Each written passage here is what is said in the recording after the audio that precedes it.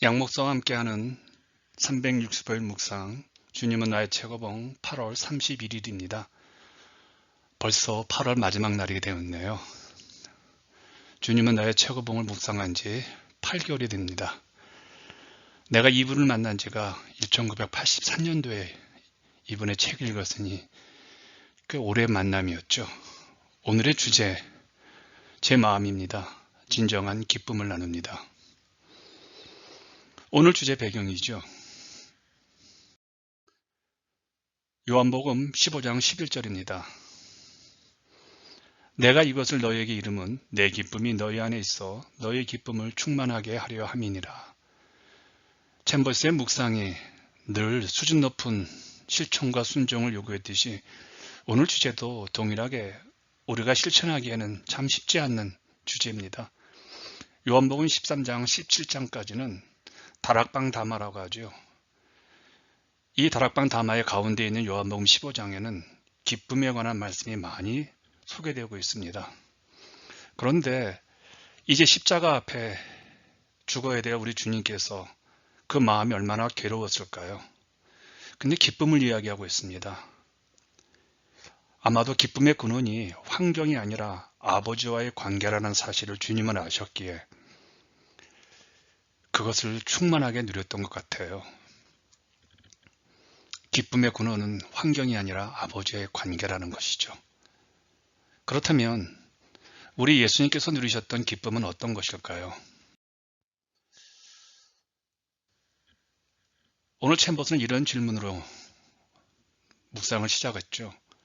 예수님께서 누리셨던 기쁨은 어떤 기쁨이었습니까? 챔버스는 이렇게 말합니다. 예수 그리스도와 관련해 행복이라는 단어를 쓰는 것은 주님을 향한 모독입니다. 그리스도인으로 행복을 포기하라는 말은 아닐 겁니다. 여기서 성경에서 우리에게 기뻐하라고 했지 행복하라고 한 것은 아니라는 의미에서 말을 한 것 같습니다. 기쁨과 행복, 제가 최근에 행복이라는 주제의 설교를 했었습니다. joy, happiness, 이건 다르죠. 행복이 우리 주변의 환경과 조건으로부터 느끼는 감정이라면 기쁨은 이런 것들과 관계없이 인간 내면에서 느끼는 것이라고 생각합니다. 예수님의 기쁨, 그분은 공생애 동안 예수님은 늘 기뻤던 겁니다. 그 이유는 하나님께 드리는 완전한 자기 포기와 자기 희생이었기 때문입니다. 그러니까 예수님의 기쁨은 아버지의 일을 수행하기 위한 하나님께 드리는 완전한 자기 포기와 자기 희생이었다는 겁니다. 시편 40장 8절에 이런 말씀이 있습니다. 내가 주의 뜻 행하기를 즐기오니. 그리고 요한복음 15장 11절은 이렇게 말합니다. 내가 이것을 너에게 이름은 내 기쁨이 너희 안에 있어 너희 기쁨을 충만하게 하려 함이니라. 주님의 기쁨은 단순한 행복과는 차원이 다르죠. 그래서 우리 주님은 우리가 예수님께서 누리셨던 똑같은 기쁨을 누리는 분량까지 우리의 기쁨이 충만하도록 요한복음 15장에서 기도를 하셨던 겁니다. 예수님께서 느낀 기쁨은 그러므로 완전한 자기 희생에 근거한 것이기에 우리가 소위 말하는 그런 단순한 행복과는 차원이 달랐지요.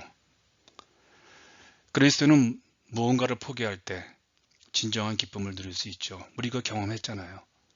어떤 특정한 사람을 위한 헌신하고 그를 위해 희생할 때 정말 어려운 삶이었지만 우리에게 찾아오는 기쁨이 있었잖아요.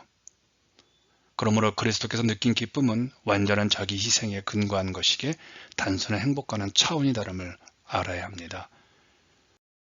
기쁨과 관계, 기쁨과 하나님의 관계, 이건 어제 묵상하고 좀 이어지고 있죠.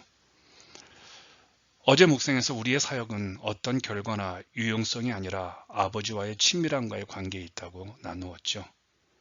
바로 이럴 때 환경이 주지 못하는 기쁨이 우리에게 찾아옵니다. 챔버스의 말이죠. 풍성한 삶을 사는 것은 건강한 몸이나 외부적 환경에 달려있지 않습니다. 하나님을 위한 사역이 성공적인 것을 보는데 있지도 않습니다. 풍성한 삶은, 기쁨의 삶은 하나님을 완전하게 이해하는 데 있으며 예수님이 하나님과 가지셨던 그 깊은 교통 가운데 있는 것입니다. 어떠세요? 그런데 이런 기쁨을 방해하는 것이 있습니다. 참 알면서도 놓치는 사실이죠.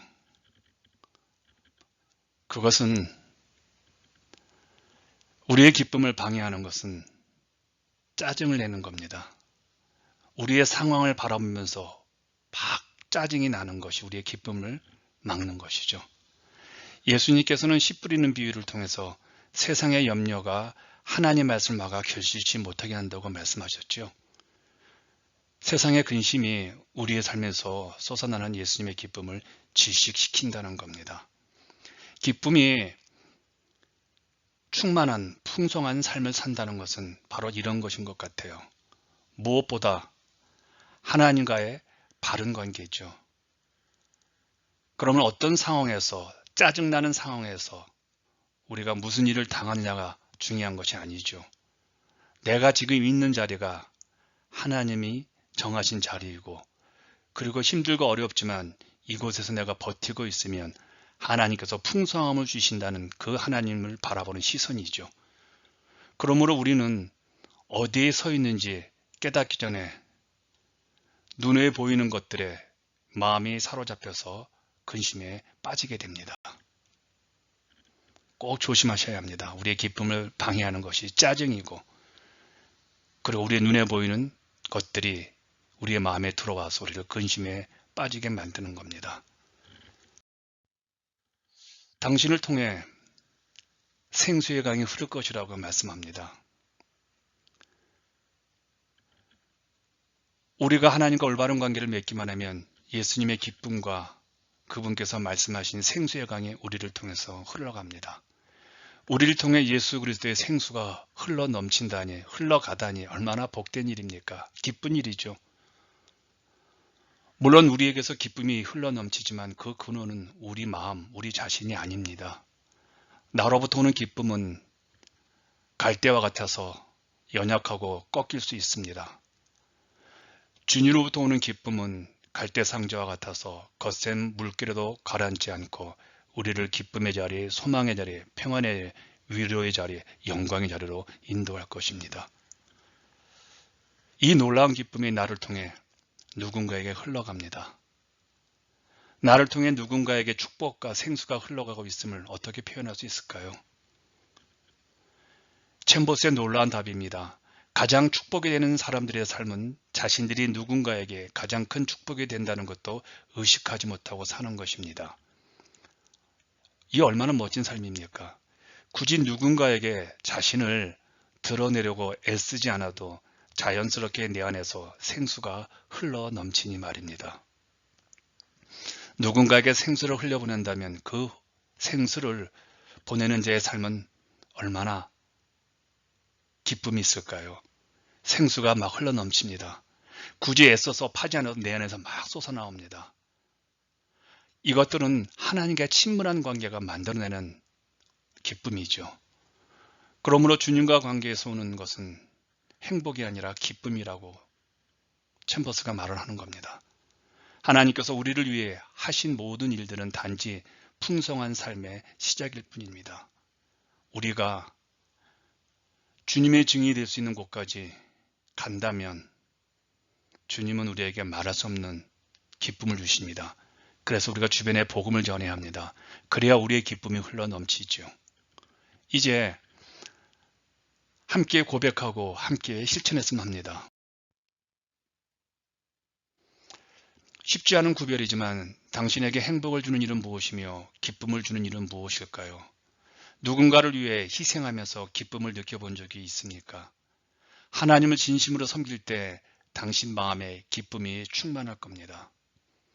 혹시 당신의 외적 환경이 당신을 자극해서 근심을 만듭니까? 하나님과 진정한 관계를 맺어보세요. 당신의 신앙고백 또한 이렇게 실천하기를 소망하는 여러분들을 응원하겠습니다.